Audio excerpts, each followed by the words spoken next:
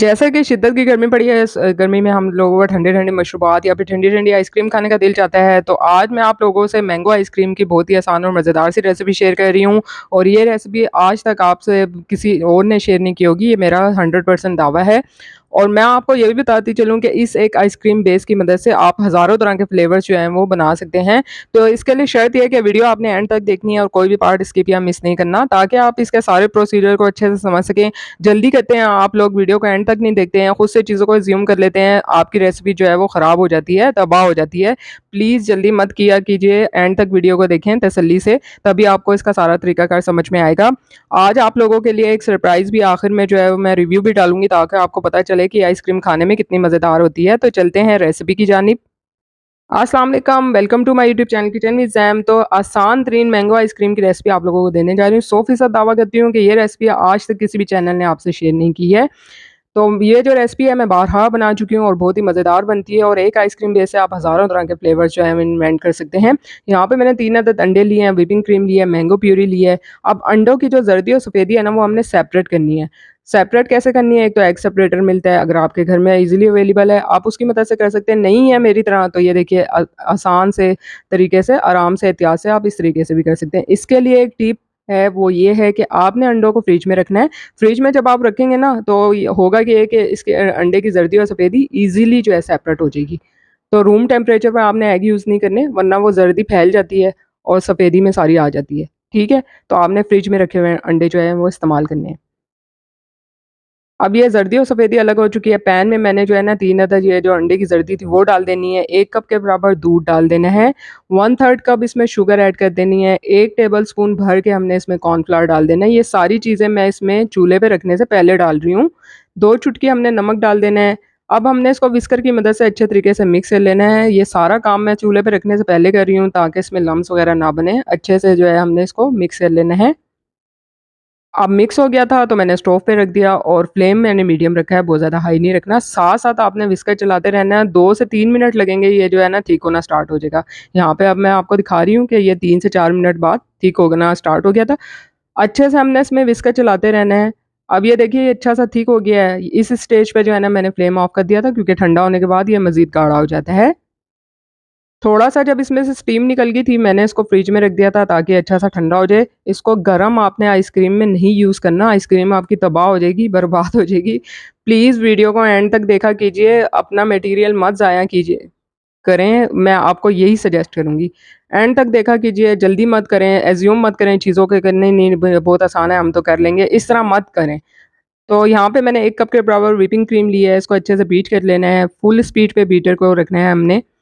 और इसकी steep peaks तक जो है हमने इसको बीट करना है। स्टीप पीक्स क्या होती है, मैं आपको पहले भी बता चुकी हूँ कई रेसिपीज़ में। जब हम बाउल को उल्टा करते हैं ना, बिल्कुल क्रीम जो है वो साथ इसके स्टिक होती है, तो इसको हम स्टीप पीक्स कहते हैं। 3 अदद अंडे की जो सफ़ेदी ली थी, लास्ट में, सबसे लास्ट में आपने इसको बीट करना है और इसको भी इतनी देर तक बीट करना है कि इसकी स्टीप पीक्स बन जाएँ। साथ-साथ हमने जो है इसमें 2 टेबलस्पून आइसिंग शुगर जो है वक़्तन-फ़वक़्तन ऐड करते जाने हैं। अब यहाँ पे मैं आपको एक और टिप देती जाऊँ कि यहाँ पे अंडे की सफ़ेदी ना सबसे लास्ट में बीट करनी है, इसको सबसे पहले बीट करके नहीं रख देना, ख़राब हो जाएगी, पानी छोड़ जाती है, तो इस चीज़ का आपने बिल्कुल ध्यान रखना है।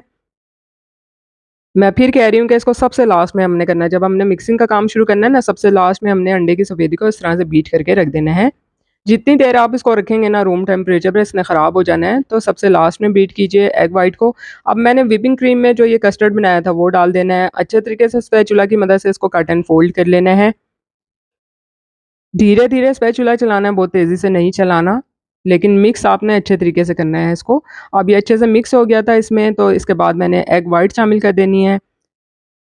एग वाइट डालने के बाद भी हमने इसको धीरे-धीरे ही चलाना है, ताकि इसका फ़ोमी सा टेक्सचर जो है बरकरार रहे।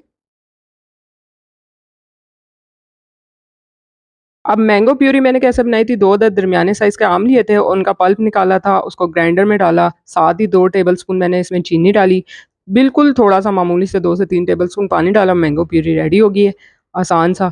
तो देखिए अब मैंने यहाँ पे जो है मैंगो प्यूरी ऐड कर देनी है, थोड़ी-सी मैंने बचा ली थी ऊपर टॉपिंग के लिए, बाकी सारी मैंने इसमें ऐड कर देनी है।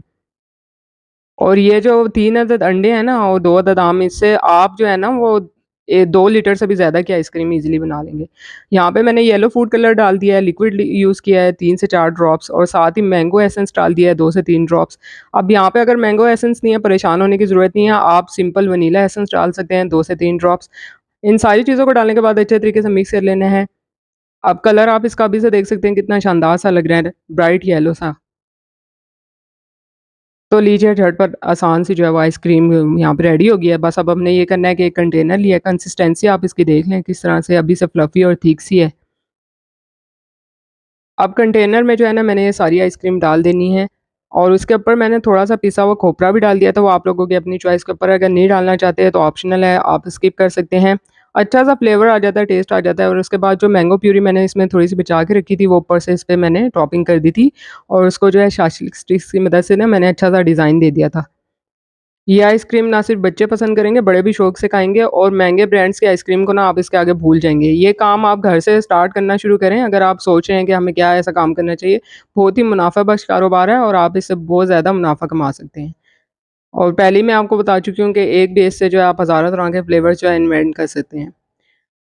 तो ये देखिए इसको इस तरह से मैंने थोड़ा-सा डिज़ाइन दे दिया था और उसके बाद मैंने इसको फ्रीज़र में रख दिया था ओवरनाइट क्योंकि आजकल गर्मी बहुत है तो फ्रीज़र उस तरह से काम नहीं करते हैं, आपने ओवरनाइट इसको फ्रीज़ करना है।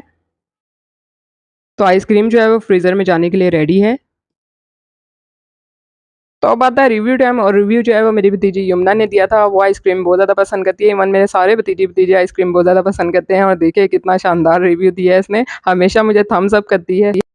तो देखिए यहाँ पे जो है मैंने ओवरनाइट आइसक्रीम को फ्रीज़ होने के लिए रख दिया था और अच्छे से फ्रीज़ हो चुकी थी। इसका आप टेक्सचर देख सकते हैं कितना ज़्यादा स्मूथ है और क्रीमी है और बनाने में इंतहाई आसान है, झटपट आप इसको बना सकते हैं। तो उम्मीद करती हूँ कि आपको आज की मैंगो आइसक्रीम की रेसिपी पसंद आएगी। रेसिपी पसंद आई है तो इसको लाइक और शेयर करना बनता है, साथ-साथ चैनल को सब्सक्राइब कीजिए। जल्द मिलूँगी नई रेसिपी के साथ। अल्लाह हाफ़िज़।